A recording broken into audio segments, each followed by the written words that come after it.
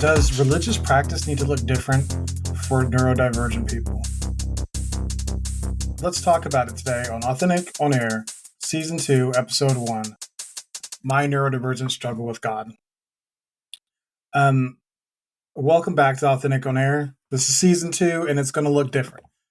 For my followers out there who've been listening for a while, bear with me. It's going to take me a minute to find my bearings, but I think you're going to enjoy the new and improved Authentic On Air. This season is going to be all about the new tagline is where neurodiversity and authenticity meet. I spent a season exploring the broad world of authenticity and what it's like to show up as yourself. And now I want to narrow in. As a ADHD and autistic adult male parent, I think that it is really interesting to dig deeper into that intersection between authenticity and neurodiversity. And I think there's a lot of growth to be had there. And I think there's a lot of exploration to be done. So I'm really excited for this new direction. Today, I decided to just dive right into the deep end and get really deep to start off. I want to set a really raw bar that is going to show that in this show, we are going to be getting absolutely the realest of real. And it's going to start with me. I've never really held back on this show and been afraid to share, but I don't feel like I've given as much as I could to really help those out there who might be struggling with showing up as themselves. And I think that this first topic that we're going on to, my neurodivergent struggle with God, is one that might really ring true with a lot of people. So that being said, welcome to Season 2. If you have ADHD like I do, if you have autism like I've recently figured out I do as well, you may have often asked yourself if you are worthy of God's love. I struggled with this for, my entire life, basically, because my brain is a liar. It likes to tell me how terrible I am, how much and often I will fail, and how undeserving I am of anything good for my life. It doesn't as much now that I've done a lot of work in kind of understanding how my brain works, but back whenever I initially started my religious interactions, I felt a lot of that. I think it's really interesting because religion asks for the ultimate impulsivity followed by ultimate consistency. You are asked to step out on faith and believe in something that you can't see and you can't prove. That's an impulsive decision, right? And then you're asked to show up and perform as a Christian. I'm going to speak mostly from the Christian perspective because that's what I've explored and that's what I am. So, but as a Christian, you were asked to perform consistent acts, to be a prayerful person, to, control your emotions and treat people as you want to be treated, and do lots of things that kind of sound to me like being a neurotypical. So the question I decided to ask is, does religious practice need to look different for neurodivergence? So we're going to start with the story. As we'll call this from here on out, story time. I really dug into my life as a Christian, as a teenager, back somewhere around late 1990s to early 2000s. And what I found myself is that I think I hyper-focused on religion. I didn't know I was ADHD. Autism wasn't even something that was on my radar. I really had no idea about these things, but I went so deep into what it meant to be a Christian that I was all in. And that sounds like a good thing. But whenever you're ADHD and you hyper focus, and you don't know that that's something you're doing, it can get really out of hand. So as I was immersing myself in this culture, I was also a prisoner to the rules that I was learning about with ASD. I had no idea about this, but I read these rules and these the dogma of Christianity, and I thought that there was no margin for error. If I was not exact in performing across the board the way that the Bible states that you are supposed to perform, I felt crushing defeat. I would just, and the negative dialogue that I now know exists in the ADHD brain whenever it goes unchecked would just go crazy. Talking, I don't know, just telling me that I'm a failure, I'm a monster, I don't deserve God's love, I am not worthy. And I would go to church on Sundays and I would float between being moved by the message because, it's a good message. I went to a missionary Baptist church and the pastor was moving. At the same time, I'm having rampant sexual thoughts and objectifying every woman on two legs, even in the wheelchairs, because I was, 14 to 16 years old and everything that moved brought out sexuality in me, which is something that is, I now know, tends to be a thing with ADHD men. Then, on top of that, I felt deep, deep shame and guilt. And that autistic strict adherence to rules, as I'm objectifying the women, I was just destroying myself internally for being such a pervert. And that fear that I had, that shame to share that with anybody, made me feel like I was absolutely alone in this world and that it was not okay to have sexual thoughts ever. Because that's not what you did. If you were a good little Christian boy, your mind stayed focused on God and trying to do good acts and trying to be a better person, not on trying to have sex with everything that moves, even though you don't even actually have sex. But I just had these, it was another hyperfixation and one that I didn't have anybody to talk to about. So, you know what they say about things in the dark? That's where mold grows. That's where, all the bad things happen and multiply. That's what happened with me is these deep, dark thoughts got more and more out of control for years, for many years. Even after I left church, I still had this perverted idea of what sexuality was supposed to be. And my ADHD liar mind just increased the severity as those internal conversations were just telling me that I was a disgusting freak. I was a pervert. God hates me for being sick and perverse. And that if I ever tell anyone how gross I am, I'll be kicked out of the church and I'll have no friends and I'll never be married or have anybody with me. So I kept it a secret. And I would brutally punish myself because I knew that it was wrong to think these ways. I now know that it's harder for me to control what I think about than some. It's not impossible, but I thought it was normal for everybody to be able to just turn off bad thoughts and that there was something wrong with me. On top of this, I know that it's wrong to engage in sex acts with my girlfriend because I wasn't married. I wasn't having actual sex, but I was getting really close.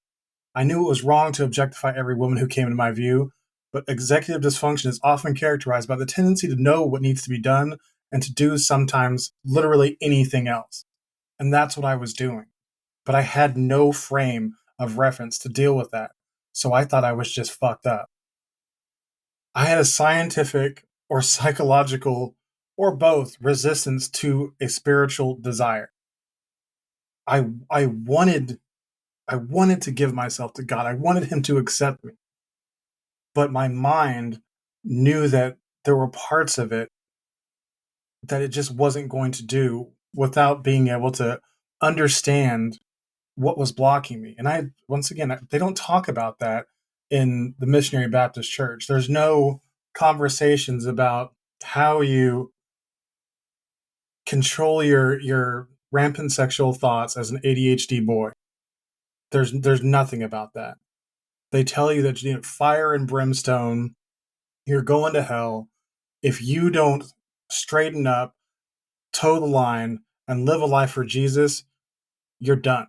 There's nothing that you can do. And I felt that. I felt every bit of that. I was freaked out. Being diagnosed years later, you know, at least 5 years after this process, didn't really solve anything because they still weren't teaching how to manage faith and ADHD in my all black missionary Baptist church.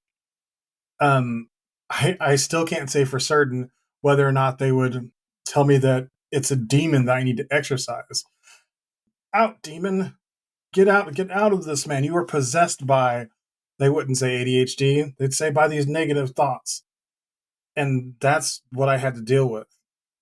That's all I had. That's all I was equipped with. And it it made it very dark and hard for me. Um, so I blamed God. I was fucked from the start. I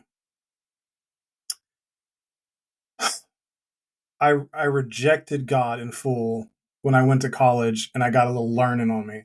I thought I was too smart at this point to believe in something that I couldn't prove.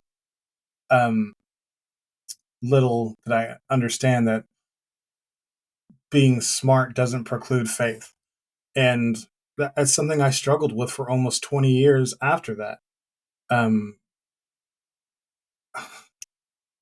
it's a battle that I'm realizing now was never me with God. It was never a war on church. It was a war on myself. I told myself I wasn't worthy. I told myself I wasn't good enough to be given God's love. I told myself all these stories that told me I couldn't be a good enough Christian. And I believed them because they were coming from my brain, but I also assigned them to the outside world because your ADHD brain loves to lie to you. So I was talking to my wife about this today. I assigned all these monstrous acts to the church. I told, for a long time I was very bitter against religion because they made me feel so guilty about how I how I felt in my mind, and realizing now that there was definitely some fire and brimstone thrown around, but I never shared what was going on inside of me with anybody. So how could they persecute me? How could they make me feel like a monster whenever they did nothing but share the word of God with me? How did I get from sitting in a sermon listening to the pastor to being persecuted by the church and saying that I will never do this again? It's simple. I believed the lies that my brain told me, and I had no foundation or standard to fall back on. I had no I had no compass of morality after to move forward with, and I had no foundation before and for a long time after to fall back on. And having a foundation of solid factual evidence as to what's important to me has made all the difference in being able to sometimes to step out on faith for sure, to allow myself to get familiar with God again, to allow myself to be loved by God and to practice faithfulness.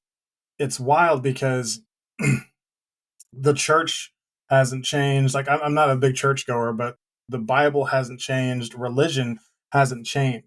But I have this brand new view on it because I understand something about my brain now. That the war that I thought was waged between me and the church was always waged in my mind. And the hate that brewed in me for Christianity was actually hate for myself because I was the one putting these stories on me. That's pretty hard to deal with. But as I've it was I mean there was also that standard of perfection that ADHD kind of guaranteed that I would fail without understanding what was wrong with me. You're supposed to show up with consistency, constancy, and normalcy, and none of those things are kind of in the ADHD playbook. They are learnable.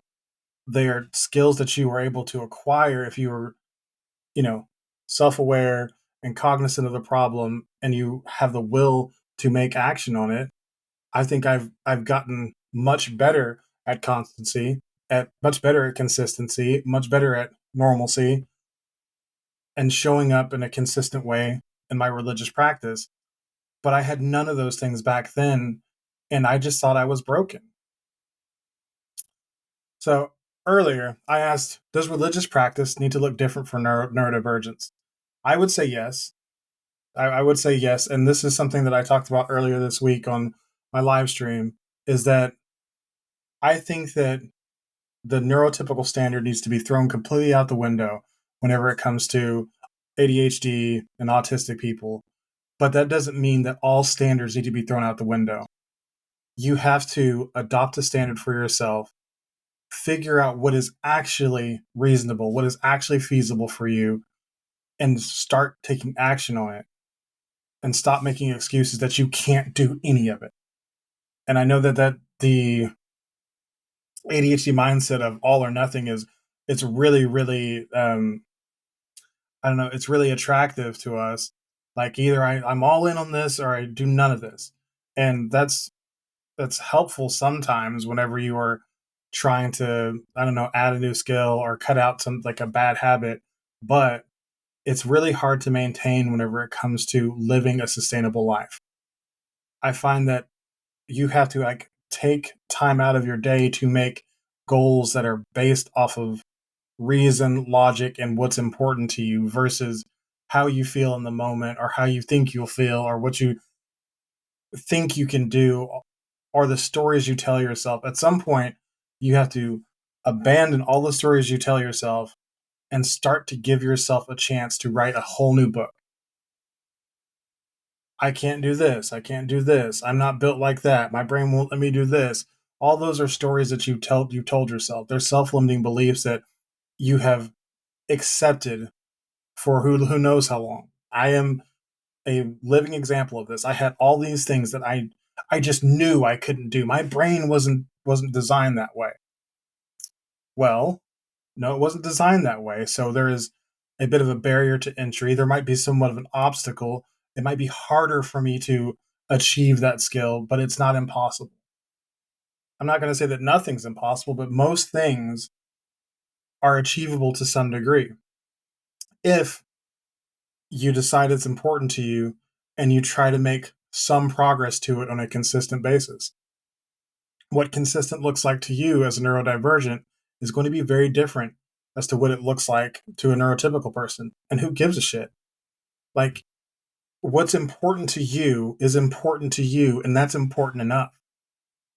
We have to stop trying to measure ourselves up to the neurotypical norm or the status quo or whatever the norms of our society are and do better because it's what we want. Move towards something, it's because it's what we want to move towards. And going back to having a foundation, it's so important that this is a foundation based on what's important to you at your core. This this often doesn't work for people. ADHD people really believe that they're not able to do these things because they don't fucking want to. It's something that they've been told that they need to do, and they don't have any basis for framing that in a way that says, this is something that I want to do to provide X, Y, or Z for me. It has to be tied to something that's actually freaking important to you. It was because that's what it takes for movement for us. That's what it takes to overcome that huge starting obstacle, to overcome that executive dysfunction gap. It takes care.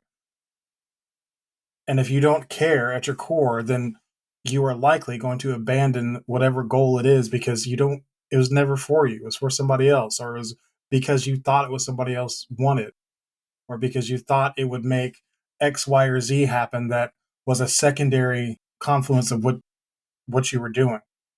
That's not going to work. So for me, I made a conscious decision that I wanted to understand my relationship with God better. That was something I made outside of how I felt at the time. And I knew that it was something that was important to me. And here, I want to get closer to God. It's important for me to have that for my family, for my kids. I want them to see a father who is open to the relationship with the higher power. And that wasn't going to happen from me just like half assing it and just thinking of what I want to do. I had to take action. I had to make a decision. I had to stop saying maybe and I had to say, yes, this is what I'm going to do. I had to start praying out loud. I had to, and all of these things, my brain is telling me, dude, you're fucking stupid. Why are you doing that? He's not listening. They, God, whomever, God is not listening to you. He doesn't care about you. And that's that internal dialogue that we have as neurodivergents. That is not, that's not how it is for neurotypical people. They are not constantly pushing against the naysayer in their own head. That's something unique to you, and it's something that is not going to defeat you if you don't let it. But if you have self awareness and you are able to accept and embrace who you are and how your brain works, then from there you can build on top of that. I don't try to quiet my brain all the time. I accept that it's there and I try to use it as a tool. Sometimes doubt is good. A healthy skepticism is often helpful. It's often something that encourages me and motivates me to have that, that naysayer saying you can't do it and saying, yes, I can. I've done this, and this that you told me I couldn't do. That's just more fuel for the fire. I'm going to just dump that in my furnace and go harder. It didn't happen overnight. It's not like I'm going to give you these keys to success and tomorrow you're going to wake up and be a completely different person who can accomplish any task that comes before them. And that's part of it as well. Being able to accept that you are fallible and that you have flaws and that there are going to be times that you mess up, but it's okay. Even in this life trying to walk closer to God, I'm going to make mistakes. I'm going to say the Lord's name in vain because I have the mouth of a sailor. I'm working on that. And it's okay because my heart is in the right place. I know that I want to get closer to God. And I know that I'm going to keep improving. I'm not going to let setbacks like that and then my liar brain dump on me to the point where I believe that I can't do it. I'll never succeed. It has to look different for neurodivergent people for there to be success. Your measure of success has to be completely different than what the neurotypical one is. But if you have the Bible as your guide, you have a support group of people who believe in loving you, or a person who believes in loving you, or just yourself believing in yourself, it's a start. It's hard by yourself, but it's possible. I mean, I don't anything's hard by yourself. I don't want to say that you're going to, set out on this mission on your own and you're going to find peace immediately. None of it happens immediately. I think that as neurodivergents, we often want results so stupid fast that we give up on so many things before it even has a chance to take. I strongly encourage you to whatever your goals are, whatever your dreams are, whatever you've been putting off that is important to you at your core because you can't.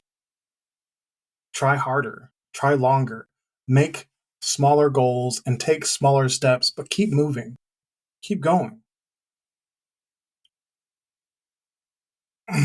So the new question to me becomes, isn't it better to look different than like the abject failure or the total success of being religious, and to modify and make adjustments in your practice so you can make room for your success?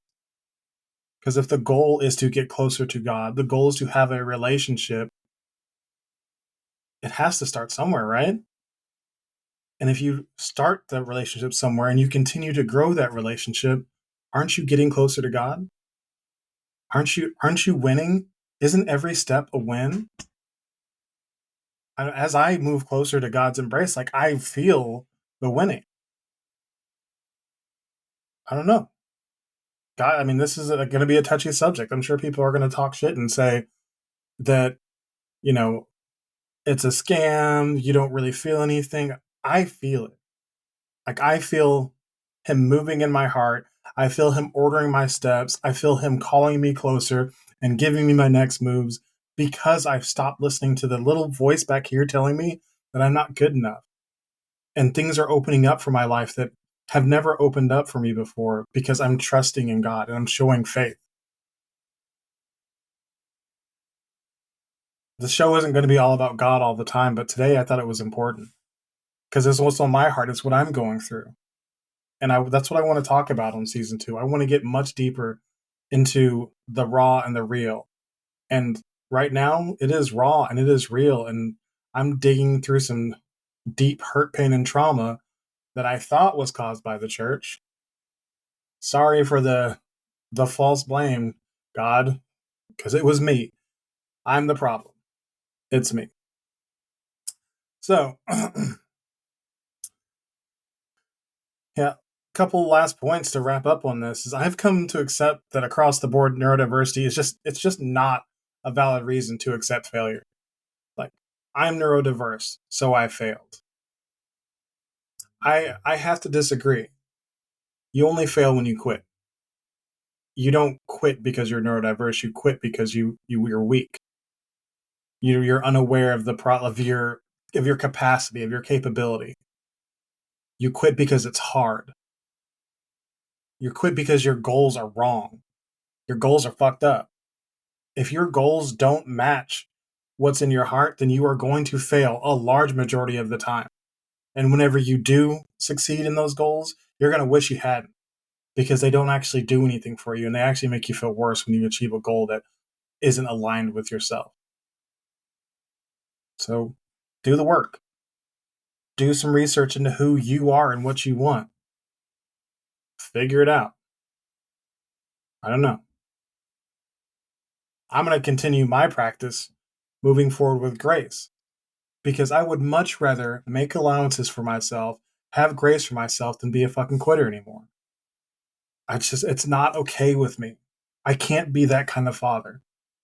I can't be that kind of husband anymore. It's empty. It's how I ended up in a life that I was so disengaged in that I was barely even alive, because I was so in love with maybe. I didn't commit to anything because I let my feelings make the decisions. Like, well, I might be in the mood for that. I might try to work out. I might try to, pray. I might. It, how you feel can't be the decision maker on all things. What's important to you at your core has to drive you to want to achieve more, despite how you feel at times. Because if you are having the worst day ever, are you and you are let's try to and let's talk about this. Like, if my ADHD mind is telling me how unworthy I am, and I am letting those feelings of, depression and despair make my decisions, I'm going to pull away from God. My goal is to get closer. So when those feelings of depression and despair start to take over, I pray, because I know what is important to me is to grow closer to God. My brain is telling me something that is going to pull me away from God. It is a fact that these two things cannot exist together. I have to choose one. I have to make a choice. That's not something that's beyond ADHD or ASD people. You can make choices. Choose to do the thing that is going to help move you a little closer to your goal. Or, if nothing else, not move you farther away from your goal. Make the right choice. Be committed. Say yes. Or, if it's something that's pulling you away, say no. Choose it. Anyways, the bar I hold myself to will never again look the same as a neurotypical bar. And I believe that God will accept that, because I am made in his image after all. I don't think he made me this way on accident. I think he made me this way so I could talk to you and I could say it's okay to have a different bar. It's okay to set a different standard. It's okay to get there how you need to get there. Just show up, choose to do more, and keep moving forward. Keep getting closer to God if that's your goal. Keep taking action to get the things that you want. I don't know what my time is. 30 minutes. 30 minutes for a podcast is a little short for me. I usually like to go about 3 hours. I'm not going to be doing that anymore. I'm going to try to keep the show between 30 minutes and an hour and 15 minutes. And I think that that's going to be good. I think that season 2 is going to take off, and people are really going to enjoy the content. and how we're doing things now. Um, what I want to finish with is, if you are going through this stuff and you're wondering if you could use the help of a life coach, that's what I do. I was supposed to say at the beginning, I'm an ADHD life coach, and I have found that that is what I'm called to do. That is what God is moving me to do, and what I'm supposed to have a legacy of impact in with my life. And I love it. I absolutely love it. I love the process. I love the people. I love seeing the transformation of somebody who thinks all the same things I just talked about, that they can't, they will never be able to, they don't have the capacity. They've told themselves all the stories that we talked about, and they believe them with everything except for enough to reach out and ask for help. To see them break out of that shell, of that prison of impossibility, that prison of not acceptance, I'm okay with that. And to see who they are becoming on the other side is so, like, it's addictive. I absolutely love it. And I encourage you to go to authenticidentitymanagement.com/assessment to see how I might be able to help you.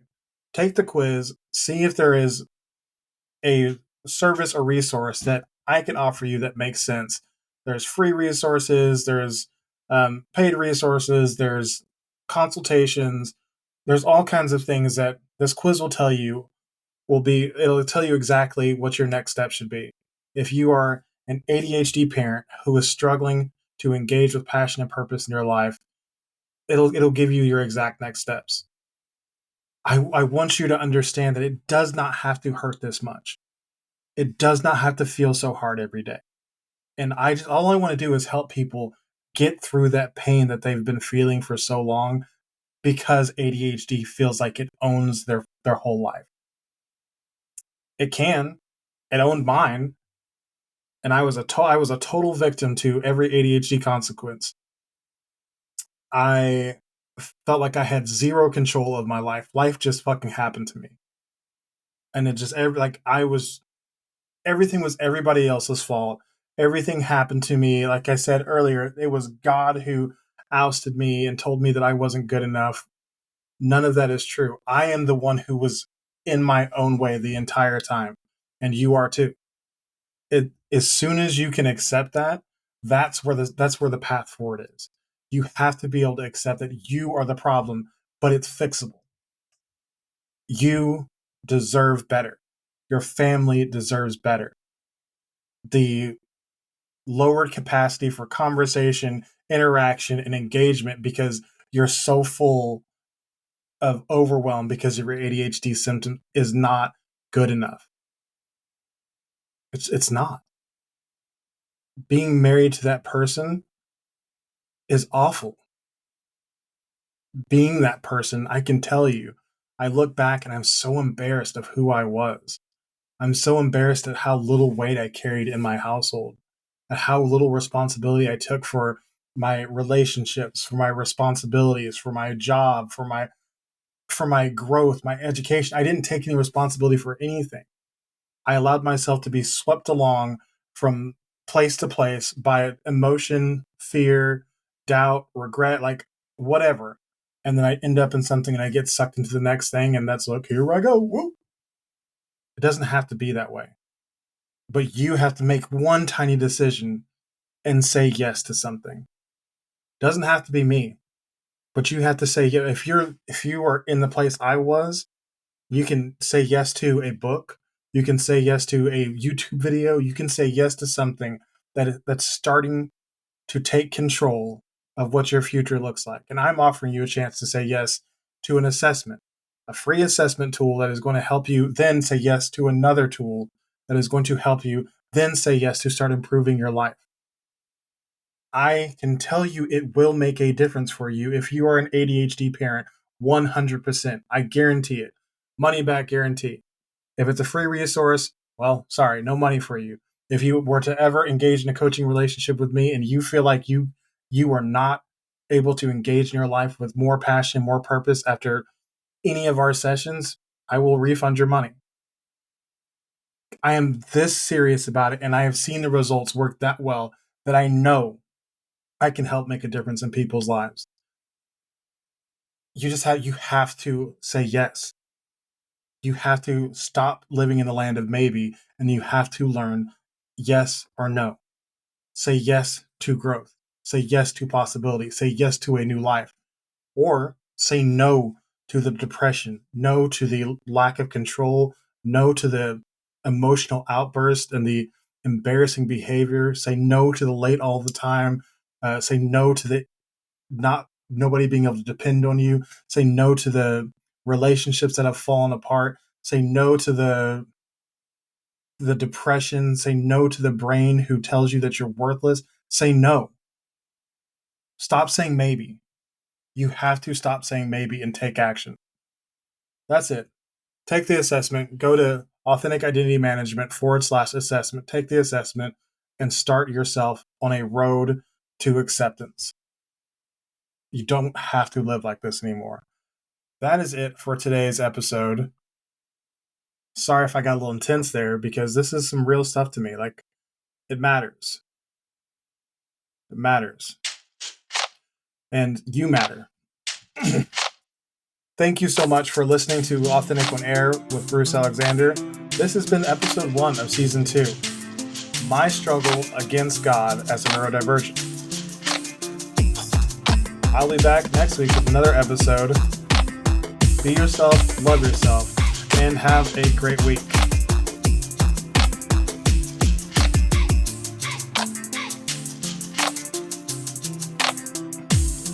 Peace.